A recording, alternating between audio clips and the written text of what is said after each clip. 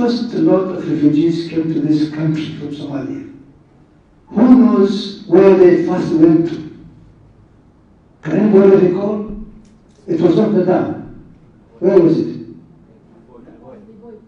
Liboy, and then they moved on to somewhere else. Utange. In Mombasa. You know what happened? The people of the coast, entire, said no, we don't want refugees here. And particularly they said we don't want Somali refugees. Utange is rather famous for rejecting Somali refugees. From Utange, they were led all the way to the dam. And we said to them, Karibuni, to Karibisha. And that Karibisha took us now 30 plus years, probably 32 years. Those 32 years, if indeed Mother Earth, I keep saying this, if indeed Mother Earth could talk about what sacrifice means, if Mother Earth could talk and could document and could discuss the word sacrifice, that is where sacrifice has occurred. In the real sense of the word. And I'm glad that the Malis and some colleagues were there when I was making that presentation. The real sacrifice, in every respect. Talk about environmental degradation. How our brothers from across have been let loose. And I'm using these words without any fear of contradiction or apology. How our friends from across the border have been let loose on our environment, on our mega resources, on our vegetation, for firewood, mainly for firewood and for constructing their shelters. And they did their job very well. Today, if you were to go to some parts of the Dadaab and the environments out there where the refugees live, basically the land has been converted to desert. And that is a known issue. There's nothing really to hide about that. Hundreds of donkey carts every morning are let loose on the forest to go for and fetch firewood by cutting the little remaining trees out there, or the little remaining vegetation. Similarly, talk about the water levels in the dam before the refugees. We used to dig boreholes to the extent of, there's some people there who are proud residents of the dam more than me. But we used to talk about less than 100 meters. You reach the aquifer easily and extract your water. Today we are talking about all the way to 250, if not more, meters for you to get water from the aquifer, courtesy of the hundreds of boreholes dug or drilled rather for the refugees and refugee-related activities in the dam. Talk about our wildlife, particularly the giraffe and the other which has become a source of protein or meat rather for the refugees. They will go out hunt, and I shared photos. The same photos I shared, the Malis in Mombasa, and the same photos I shared sometimes back in Geneva. Because this matter has never been addressed properly. Now, I can go on and on because I presented about 14 or 15 major points. You can remember that very well, Malis, whereby we were showing the real sacrifice that the people of the dam have suffered, or rather have sacrificed for the refugees. And we have accepted that suffering. It's humanity. It is a question of really accepting that problems can happen anywhere, anytime, and therefore let's accept our problems, our people as they close to us. Talk about disease outbreaks in the refugee camps. This morning I was launching a polio campaign coming to us, or coming to the county from the recent arrival of refugees, polio. Few weeks ago, we just concluded fighting against what we call cholera. Again, from the refugee camps. That is the meaning of sacrifice. So when the world or the media out there talks about Kenya is a great country hosting refugees, they should know that it's not necessarily Kenya. Of course, we're part of Kenya, but the real sacrifice is the people of the dam and the vicinities of the dam. Now, having said that, we say fine, we will continue sacrificing, and many other issues, sacrifice of all kinds of types.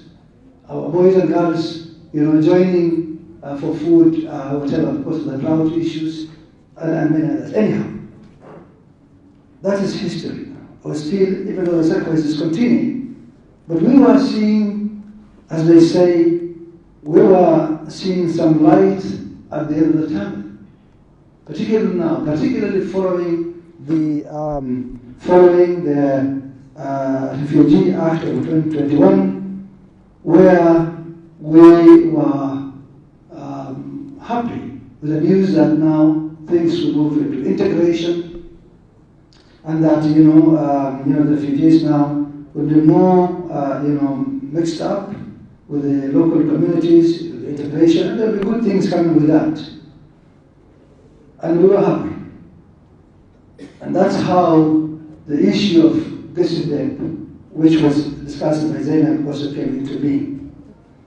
We said, fine, given this new wind of change in the country, let's do some few things. One, let's come with a plan, a very, very robust, proactive, well-formulated, integrated plan called Garissa is what we came up with, just again in line with the KCDEM of Turkana.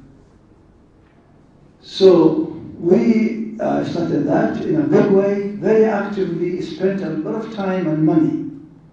And this is really the point I want to be recorded. We spent, and we keep spending a lot of time and money, Damaris and the team on Garissa, because we believe it was the right way to go, the right way for the integration wind that is now up there. We did not stop at that, but we also went ahead and formed or created what I can call to be a very, very well integrated municipality, also in the dam. Again, in preparation or in line with this wind of change. A municipality that is fully holistic, which also takes into consideration the refugees and the refugee businesses. So we are prepared, and we're trying to move forward to ensure that we now benefit after all this sacrifice. And as we said now that there's a wind of change, there is goodness is coming on board, there is funding, the World Bank, from the Kenyan government, from other places, from the world partners. Now let's be prepared and ready and benefit our people, both the locals or the host community and the refugees. What is of huge surprise to me, and this question also equally goes to our friends in USCR, and I'm glad that they are represented here. What happened to Garissa? Why is it that Garissa is being led to be on a slow motion? I mean, we discussed this almost, should I say, was it in May when we met in, was it in May or March? March.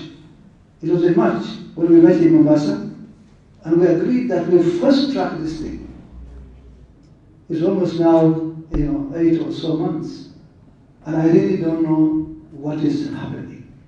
Who, or rather, where is the problem? Why is Garissa being handled in a lukewarm manner? Who is after stopping the progress of Garissa? Why is Garissa not being launched and cleared the same way that KCDEM of Turkana was cleared and launched? Who is marginalizing us? Who is interested in pushing Garissa aside? These are the hard questions that beg for answers. And my first point of call is UNHCR. And of course, I'm not leaving it at here. I'll take it forward all the way to the headquarters, if need be. But I want this step to be launched very quickly. Even if you guys in UNHCR are not interested, we will do our own launch, then we can join later. And I don't mind you communicating this message to Caroline and the team in Nairobi. We want this step to be launched, hopefully in less than a month's time. Because as you heard from Zainab, we are done. We have everything that was supposed to be done has been completed. All the stakeholders have been involved. We've spent money and time. My officers here every other week have been going out for forums, for workshops relating to this. So first of all, even before I talk about Shirika, I want this to be a matter whose case is settled by launching it quickly. The rest can follow there, because there's no way that we can be talking about Gisidep of Turkana up and running, benefiting, getting funding, and Gisidep is still being put on the corner somewhere. So I think that message should be taken clearly forward. My friend from UNHCR and the team there, and let's call for a crisis meeting so that we can have this launch. Notwithstanding Shirika or any other plan that may be forthcoming. That's number one.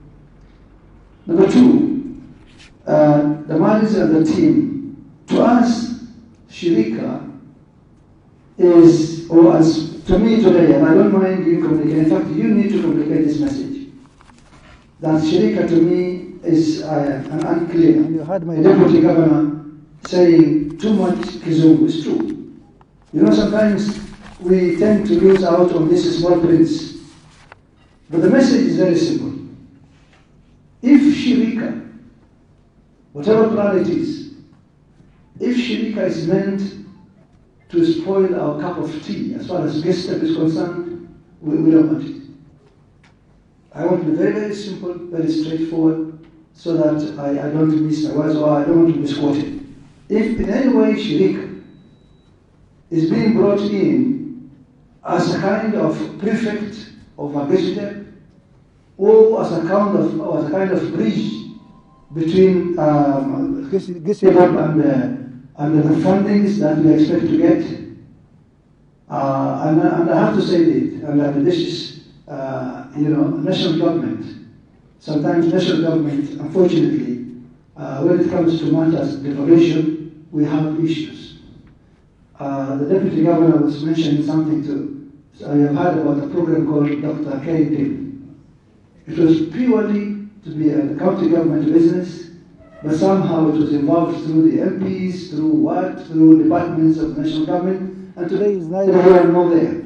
Fighting over it and clashes over it and something I can't understand. And they came to me the other day crying and saying, what do we do? We don't want that kind of experience. What we want to Shirika, if it is basically a plan that will complement, support Gisidep and the Gisidep as the key institutions, it's welcome. But anything other than that, either to prefect over it or to come and take our resources or to assume that money should be passed through them, we don't want it. Kindly communicate the Malis that message. And I'm saying this because even when I look at the structures here, I was looking at this structure, the Malis. Look at the structure on the last page here. Joint Shirika Plan Secretariat. And those are where normally things are hidden. The word secretariat in this country sometimes really scares me away. You know, you are told coordinators.